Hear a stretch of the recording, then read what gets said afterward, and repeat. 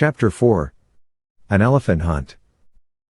Now I do not propose to narrate at full length all the incidents of our long travel up to Saitandas Kraal, near the junction of the Lukanga and Kalukwe rivers. It was a journey of more than 1,000 miles from Durban, the last 300 or so of which we had to make on foot, owing to the frequent presence of the dreadful tsetse fly, whose bite is fatal to all animals except donkeys and men. We left Durban at the end of January, and it was in the second week of May that we camped near Saitandas Kraal. Our adventures on the way were many and various, but as they are of the sort which befall every African hunter, with one exception to be presently detailed, I shall not set them down here, lest I should render this history too wearisome. At Inyati, the outlying trading station in the Matabele country, of which Lubengula, a great and cruel scoundrel, is king, with many regrets we parted from our comfortable wagon. Only 12 oxen remained to us out of the beautiful span of 20 which I had bought at Durban. One we lost from the bite of a cobra, 3 had perished from poverty and the want of water, 1 strayed, and the other 3 died from eating the poisonous herb called tulip. 5 more sickened from this cause, but we managed to cure them with doses of an infusion made by boiling down the tulip leaves. If administered in time, this is a very effective antidote. The wagon and the oxen we left in the immediate charge of Goza and Tom, our driver and leader, both trustworthy boys, requesting a worthy Scotch missionary who lived in this distant place to keep an eye on them. Then, accompanied by Mbopa, Kiva, Bentvogel, and half a dozen bearers whom we hired on the spot, we started off on foot upon our wild quest. I remember we were all a little silent on the occasion of this departure, and I think that each of us was wondering if we should ever see our wagon again. For my part, I never expected to do so. For a while we tramped on in silence, till Mbopa, who was marching in front, broke into a Zulu chant about how some brave men, tired of life and the tameness of things, started off into a vast wilderness to find new things or die, and how, lo and behold, when they had traveled far into the wilderness they found that it was not a wilderness at all, but a beautiful place full of young wives and fat cattle, of game to hunt and enemies to kill. Then we all laughed and took it for a good omen. Mbopa was a cheerful savage, in a dignified sort of way, when he was not suffering from one of his fits of brooding, and he had a wonderful knack of keeping up our spirits. We all grew very fond of him. And now for the one adventure to which I am going to treat myself, for I do dearly love a hunting yarn. About a fortnight's march from Inyati we came across a peculiarly beautiful bit of well-watered woodland country. The kloofs in the hills were covered with dense bush, idoro bush as the natives call it, and in some places, with the Vokdane besh, or wait a little thorn, and there were great quantities of the lovely Makable tree, laden with refreshing yellow fruit having enormous stones. This tree is the elephant's favorite food, and there were not wanting signs that the great brutes had been about, for not only was their spoor frequent, but in many places the trees were broken down and even uprooted. The elephant is a destructive feeder. One evening, after a long day's march, we came to a spot of great loveliness. At the foot of a bush-clad hill lay a dry riverbed, in which, however, were to be found pools of crystal water all trodden round with the hoof-prints of game. Facing this hill was a park-like plain, where grew clumps of flat-topped mimosa, varied with occasional glossy-leaved macabelles, and all round stretched the sea of pathless, silent bush. As we emerged into this riverbed path suddenly we started a troop of tall giraffes, who galloped, or rather sailed off, in their strange gait, their tails screwed up over their backs, and their hoofs rattling like castanets. They were about 300 yards from us, and therefore practically out of shot, but Good, who was walking ahead, and who had an express loaded with solid ball in his hand, could not resist temptation. Lifting his gun, he let drive at the last, a young cow. By some extraordinary chance the ball struck it full on the back of the neck, shattering the spinal column, and that giraffe went rolling head over heels just like a rabbit. I never saw a more curious thing. "Curse it," said Good, for I am sorry to say he had a habit of using strong language when excited, contracted, no doubt, in the course of his nautical career. "Curse it. I've killed him." "Ooh, Bogwan," ejaculated the Kaffirs. "Ooh. Ooh." They called Good Bogwan, or Glass Eye, because of his eyeglass. "Oh, Bogwan," re-echoed Sir Henry and I, and from that day Good's reputation as a marvelous shot was established, at any rate among the Kaffirs. Really, he was a bad one, but whenever he missed we overlooked it for the sake of that giraffe. Having set some of the boys to cut off the best of the giraffe's meat, we went to work to build a scherm near one of the pools and about 100 yards to its right. This is done by cutting a quantity of thorn bushes and piling them in the shape of a circular hedge. Then the space enclosed is smoothed, and dry tambuki grass, if obtainable, is made into a bed in the center, and a fire or fires lighted. By the time the scherm was finished the moon peeped up, and our dinners of giraffe steaks and roasted marrow bones were ready. How we enjoyed those marrow bones, though it was rather a job to crack them. I know of no greater luxury than giraffe marrow, unless it is elephant's heart, and we had that on the morrow. We ate our simple meal by the light of the moon, pausing at times to thank God for his wonderful shot, then we began to smoke and yarn, and a curious picture we must have made squatting there round the fire. I, with my short grizzled hair sticking up straight, and Sir Henry with his yellow locks, which were getting rather long, were rather a contrast, especially as I am thin, and short, and dark, weighing only 9 stone and a half, and Sir Henry is tall, and broad, and fair, and weighs 15. But perhaps the most curious looking of the three, taking all the circumstances of the case into consideration, was Captain John Good. And there he sat upon a leather bag, looking just as though he had come in from a comfortable day's shooting in a civilized country, absolutely clean, tidy, and well dressed. He wore a shooting suit of brown tweed, with a hat to match, and neat gaiters. As usual, he was beautifully shaved, his eyeglass and his false teeth appeared to be in perfect order, and altogether he looked the neatest man I ever had to do with in the wilderness. He even sported a collar, of which he had a supply, made of white gutta percha. "You see, they weigh so little," he said to me innocently, when I expressed my astonishment at the fact, "and I always like to turn out like a gentleman." Ah! If he could have foreseen the future and the raiment prepared for him. Well, there we three sat yarning away in the beautiful moonlight, and watching the Kaffirs a few yards off sucking their intoxicating dacca from a pipe of which the mouthpiece was made of the horn of an eland, till one by one they rolled themselves up in their blankets and went to sleep by the fire, that is, all except Umbopa, who was a little apart, his chin resting on his hand, and thinking deeply.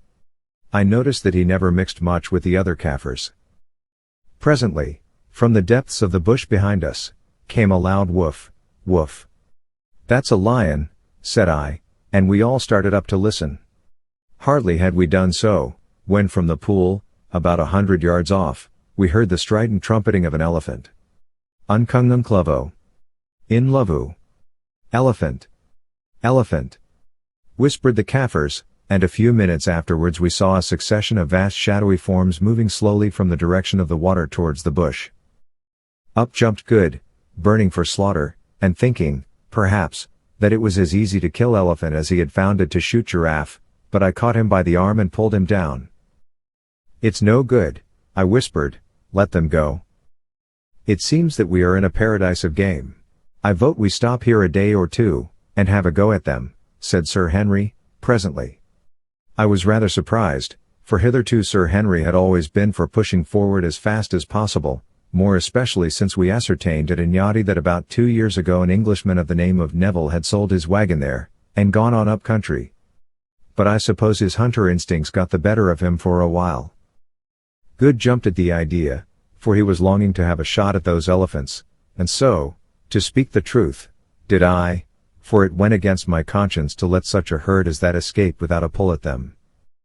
"All right, my hearties," said I. "I think we want a little recreation. And now let's turn in, for we ought to be off by dawn, and then perhaps we may catch them feeding before they move on." The others agreed, and we proceeded to make our preparations. Good took off his clothes, shook them, put his eyeglass and his false teeth into his trousers pocket, and folding each article neatly, placed it out of the dew under a corner of his mackintosh sheet. Sir Henry and I contented ourselves with rougher arrangements, and soon were curled up in our blankets, and dropping off into the dreamless sleep that rewards the traveler. Going, go, what was that? Suddenly, from the direction of the water came sounds of violent scuffling, and next instant there broke upon our ears a succession of the most awful roars. There was no mistaking their origin, only a lion could make such a noise as that. We all jumped up and looked towards the water, in the direction of which we saw a confused mass, yellow and black in color, staggering and struggling towards us. We seized our rifles, and slipping on our velttunes, that is shoes made of untanned hide, ran out of the scherm. By this time the mass had fallen, and was rolling over and over on the ground, and when we reached the spot it struggled no longer, but lay quite still. Now we saw what it was. On the grass there lay a sable antelope bull, the most beautiful of all the African antelopes, quite dead, and transfixed by its great curved horns was a magnificent black-maned lion, also dead. Evidently what had happened was this: the sable antelope had come down to drink at the pool where the lion, no doubt the same which we had heard, was lying in wait. While the antelope drank, the lion had sprung upon him, only to be received upon the sharp curved horns and transfixed. Once before I saw a similar thing happen. Then the lion, unable to free himself, had torn and bitten at the back and neck of the bull, which, maddened with fear and pain, had rushed on until it dropped dead. As soon as we had examined the beasts sufficiently we called the Kaffirs, and between us managed to drag their carcasses up to the scherm. After that we went in and lay down, to wake no more till dawn. With the first light we were up and making ready for the fray. We took with us the 3 8-bore rifles, a good supply of ammunition, and our large water bottles, filled with weak cold tea, which I have always found the best stuff to shoot on. After swallowing a little breakfast we started, Umbopa, Kiva, and Ventvogel accompanying us. The other Kaffirs we left with instructions to skin the lion and the sable antelope, and to cut up the latter. We had no difficulty in finding the broad elephant trail, which Ventvogel, after examination, pronounced to have been made by between 20 and 30 elephants, most of them full-grown bulls. But the herd had moved on some way during the night, and it was 9 o'clock, and already very hot, before, by the broken trees, bruised leaves and bark, and smoking droppings, we knew that we could not be far from them. Presently we caught sight of the herd, which numbered, as Ventvogel had said, between 20 and 30, standing in a hollow, having finished their morning meal, and flapping their great ears.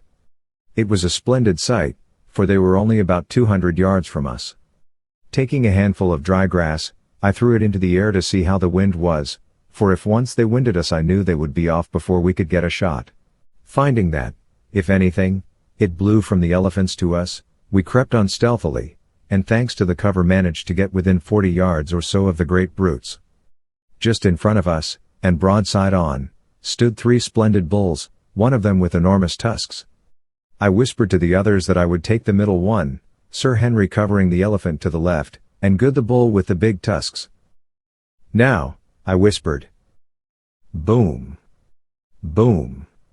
Boom! Went the 3 heavy rifles, and down came Sir Henry's elephant dead as a hammer, shot right through the heart. Mine fell onto its knees and I thought that he was going to die, but in another moment he was up and off, tearing along straight past me. As he went I gave him the second barrel in the ribs, and this brought him down in good earnest. Hastily slipping in 2 fresh cartridges I ran close up to him, and a ball through the brain put an end to the poor brute's struggles. Then I turned to see how Good had fared with the big bull, which I had heard screaming with rage and pain as I gave mine its quietus.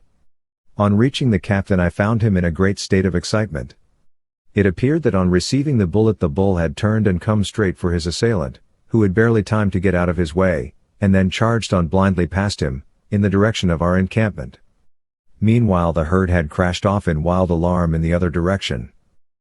For a while we debated whether to go after the wounded bull or to follow the herd, and finally deciding for the latter alternative, departed, thinking that we had seen the last of those big tusks. I have often wished since that we had. It was easy work to follow the elephants, for they had left a trail like a carriage road behind them, crushing down the thick bush in their furious flight as though it were tambouki grass. But to come up with them was another matter, and we had struggled on under the broiling sun for over 2 hours before we found them. With the exception of one bull, they were standing together, and I could see, from their unquiet way and the manner in which they kept lifting their trunks to test the air, that they were on the lookout for mischief. The solitary bull stood 50 yards or so to this side of the herd, over which he was evidently keeping sentry, and about 60 yards from us. Thinking that he would see or wind us, and that it would probably start them off again if we tried to get nearer, especially as the ground was rather open, we all aimed at this bull, and at my whispered word, we fired. The 3 shots took effect, and down he went dead. Again the herd started, but unfortunately for them about 100 yards further on was a nullah, or dried out water track, with steep banks, a place very much resembling the one where the Prince Imperial was killed in Zululand. Into this the elephants plunged, and when we reached the edge we found them struggling in wild confusion to get up the other bank, filling the air with their screams, and trumpeting as they pushed one another aside in their selfish panic, just like so many human beings. Now was our opportunity, and firing away as quickly as we could load, we killed 5 of the poor beasts, and no doubt should have bagged the whole herd, had they not suddenly given up their attempts to climb the bank and rushed headlong down the nullah. We were too tired to follow them, and perhaps also a little sick of slaughter, 8 elephants being a pretty good bag for one day. So after we were rested a little, and the Kaffirs had cut out the hearts of 2 of the dead elephants for supper, we started homewards, very well pleased with our day's work, having made up our minds to send the bearers on the morrow to chop away the tusks. Shortly after we repassed the spot where Good had wounded the patriarchal bull we came across a herd of eland, but did not shoot at them, as we had plenty of meat. They trotted past us, and then stopped behind a little patch of bush about 100 yards away, wheeling round to look at us. As Good was anxious to get a near view of them, never having seen an eland close, he handed his rifle to Umbopa, and, followed by Kiva, strolled up to the patch of bush. We sat down and waited for him, not sorry of the excuse for a little rest. The sun was just going down in its reddest glory, and Sir Henry and I were admiring the lovely scene, when suddenly we heard an elephant scream, and saw its huge and rushing form with uplifted trunk and tail silhouetted against the great fiery globe of the sun. Next second we saw something else, and that was Good and Kiva tearing back towards us with the wounded bull, for it was he, charging after them. For a moment we did not dare to fire, though at that distance it would have been of little use if we had done so, for fear of hitting one of them, and the next a dreadful thing happened. Good fell a victim to his passion for civilized dress. Had he consented to discard his trousers and gaiters like the rest of us, and to hunt in a flannel shirt and a pair of veldschoons, it would have been all right. But as it was, his trousers cumbered him in that desperate race, and presently, when he was about 60 yards from us, his boot, polished by the dry grass, slipped, and down he went on his face right in front of the elephant. We gave a gasp, for we knew that he must die, and ran as hard as we could towards him. In 3 seconds it had ended, but not as we thought. Kiva, the Zulu boy, saw his master fall, and brave lad as he was, turned and flung his assegai straight into the elephant's face. It stuck in his trunk. With a scream of pain, the brute seized the poor Zulu, hurled him to the earth, and placing one huge foot onto his body about the middle, twined its trunk round his upper part and tore him in 2. We rushed up mad with horror, and fired again and again, till presently the elephant fell upon the fragments of the Zulu.